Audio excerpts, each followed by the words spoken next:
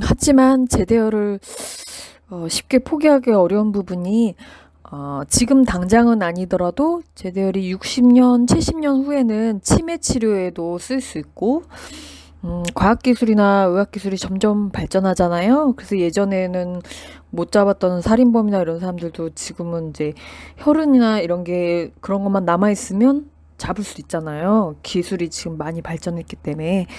또 그 무릎 연골 재생 등에도 쓸 수가 있대요. 그 조혈모 세포로 그 연골 그 무슨 세포라 하죠? 그 세포를 이렇게 세포 분열을 해서 재생할 수 있게 연골 만들어줄 수 있게 이렇게 하는 그런 기술도 앞으로는, 근데 지금 당장은 아니겠죠?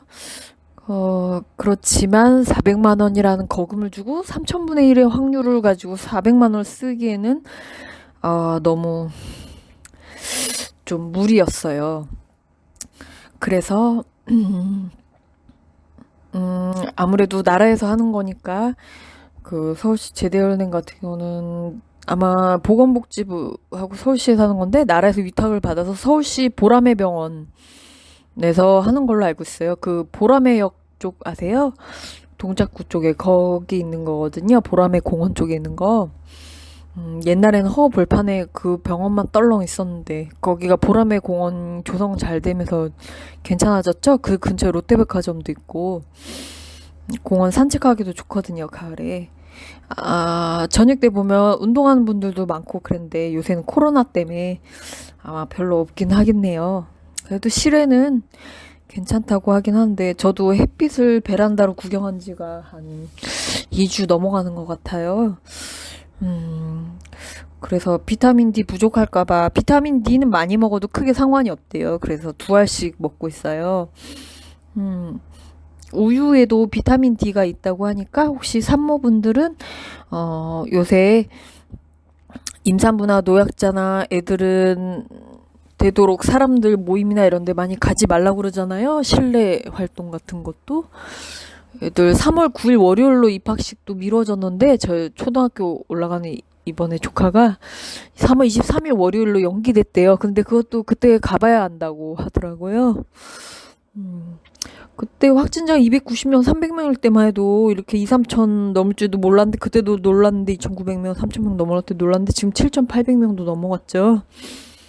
어, 조심해야 될 것 같아요. 그 대구도 임산부들 7명인가 8명인가 그 코로나19 바이러스 감염돼서, 근데 임산부들은 경증이거나 무증상이래요. 근데 제가 알기로는 엄마가 그러면 아기한테 그 탯줄로 수직 감염 거의 되는 걸로 알고 있거든요.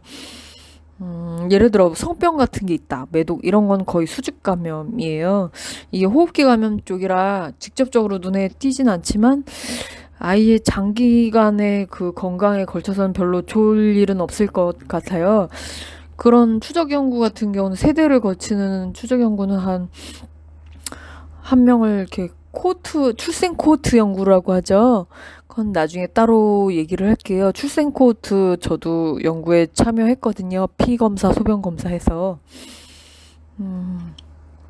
그걸로 이제 그 아이의 그 생애에 걸쳐서 그런 걸 추적 관찰하는 그런 거예요. 그래서 이제 아동법이나 혹은 그런 중금속이나 환경 호르몬 관련된 환경법, 그런 거를 개정할 때도 쓰이고 있대요. 영국 같은 경우는 50년대부터 했던 건데, 출생 코호트에 대해서는 다음에 제가 따로, 또 이렇게 준비해서, 올리도록 하겠습니다. 그래서 제대열의 장점이나 전망을 생각했을 때 좀 버리기는 아깝죠. 기부를 하면 다른 분한테, 꼭 필요한 분한테 쓸 수도 있고, 만약 안 쓸 경우 저희 아이가 쓸 수도 있다고 해요.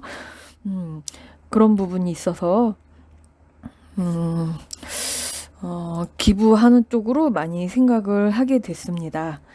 어, 음, 그리고 그 제대를 기부할 경우에 저 같은 경우는 그게 보라매 병원에서 위탁받아 하는 거잖아요. 그 서울 보라매 병원, 그 서울대병원에서 하는 거 알고 계시죠? 그게 서울대 그 병원 중에 하나예요. 해와 대학로 쪽에도 있고 분당에도 있고 그렇죠. 그 보라매 병원에서 9개월 생후 9개월에서 12개월 아기들 그 피검사 건강검진 하는 거 있죠? 그거 무료로 해준다고 하네요. 제대로 기부를 하면 그런 장점도 있다고 해요. 음. 어쨌든 출산 당일 가봐야겠지만 출산하는 병원으로 직접 관계자가 와서 검사 후에 재빠르게 신속하게 수혈해서 검사하고 수혈해서 신속하게 운반하는 걸로 알고 있어요. 한 달 전에 집으로 키트 배달 온다고 하는데 지금 코로나 때문에 좀 소극적인 것 같고요. 제가 지금 제왕절개 할 거긴 한데 나이가 많고 초산이라 제 친구들은 30대 중반에 아기를 낳았는데도 자연분만 하려고 하다가 결국은 고생은 고생대로 하고 포기하고 다 제왕절개를 했더라고요.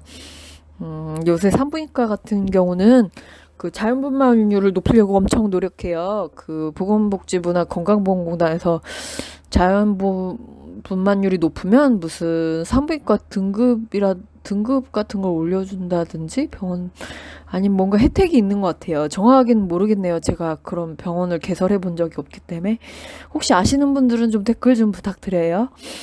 그래서 자연분만을 많이 유도하는데 보통 제 생각에는 저희가 20대면은 자연분만을 시도할 만한데요.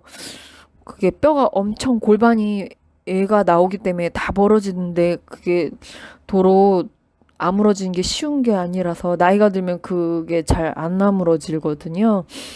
그래서 산후풍 여자들은 오면 평생 골골거리다 고생하다 죽는 경우가 많아서 애 키우는데도 지장이 있고 물론 제왕절개가 입원도 한 3박 4일, 4박 5일 병원 따라 다른데 더 오래 해요. 자연분만은 1박 2일이고 아기 나면 밥을 바로 먹을 수 있지만 제왕절개 같은 경우는 수술을 한 거기 때문에 수술 전후로 금식이잖아요. 수술 같은 경우는. 그래서 배가 너무 고파 죽겠는데도 밥을 못 먹는데요. 방구나 뭐 이런 거 나오기 전까지. 그런 부분이 좀 힘들고 또 제왕절개를 의학용어로 C색이라고 해요. C 모양으로 이렇게 절개를 하거든요. 옛날에는 쭉 일자로 갈랐는데 배를 가운데로 흉지기 때문에 이렇게 배하고 골반 사이에 C 모양으로 이렇게 배 모양을 따라서 갈라서 하는 거기 때문에 애를 둘까지나 할 경우는 제왕절개해도 크게 상관없어요. 근데 산부인과 의사들이 제일 무서워하는 게 그게 아기가 졌을 때 그 터질까봐 셋째나 넷째까지 가질 계획이시면 자연분만으로 하시는 게 좋겠죠. 저는 개인적으로 제왕절개가 더 낫다고 생각해요. 너무 자연분만 할 때 너무 힘들기 때문에 제가 그 진통 때문에 너무 힘들어하는 걸 많이 봤거든요. 산부인과 그 분만실 쪽에서 일한 적이 있어서. 그리고 나이가 많으면 제왕절개를 추천합니다. 그래서 저는 아무래도 나라에서 하는 거고 그래서 더 믿을만하다고 생각해요. 그래서 제대로 기부를 하게 됐고요. 제가 아기 태아 분만 예정일이 5월 17일이에요. 한 달 전쯤에 집으로 키트 배달이 온다고 해요. 그 인터넷으로 제대열 기부 신청할 때 주소나 뭐 이름이나 이런 거 다 쓰게 돼 있거든요. 그래서 키트 배달 오면 뭐 하는 거 같은데 그게 있으면 그것도 마저 올릴 텐데 그거는 차후에 오면 올릴게요. 근데 그때면 엄청 만삭이라 제가 할 수 있을지 모르겠네요. 아마 애 낳고 산후조리 한 다음에 올릴 수 있지 않을까 싶어요. 근데 그거는 크게 중요한 부분이 아니라서 할지 말지 이게 아기 낳기 전에 제대로 결정도 해야 되잖아요. 태아보험은 훨씬 더 전에 결정을 해야 되고요. 그 아기 개월수가 좀 적을 때 해야 되고 그래서 그렇게 저는 출산 당일날 제대열 기부하는 것으로 결정을 했습니다. 제대열을 영어로 올코드라고 하나 봐요. 그게 무슨 뜻인지 잘 모르겠네요. 아시는 분은 좀 부탁드려요. 아기 출산 준비하느라 이것저것 신경 쓸 게 많죠. 뭐, 애들 옷 이름도 막, 무슨 스와드럽, 뭐, 스와드 스트랩, 뭐부터 해서 너무 많고.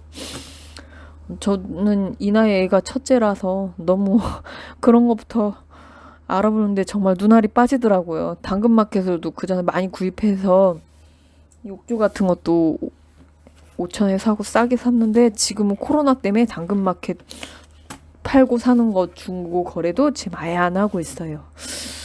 아, 근데 실외 가볍게 개천이나 이런 데 걷는 건 괜찮지 않냐고 친구가 그러긴 하는데, 아, 지금 안 돌아다니는 게 낫겠죠, 그래도? 비타민 D 부족하면 골다공증 올 수도 있고, 또 칼슘 흡수도 잘 안 돼요.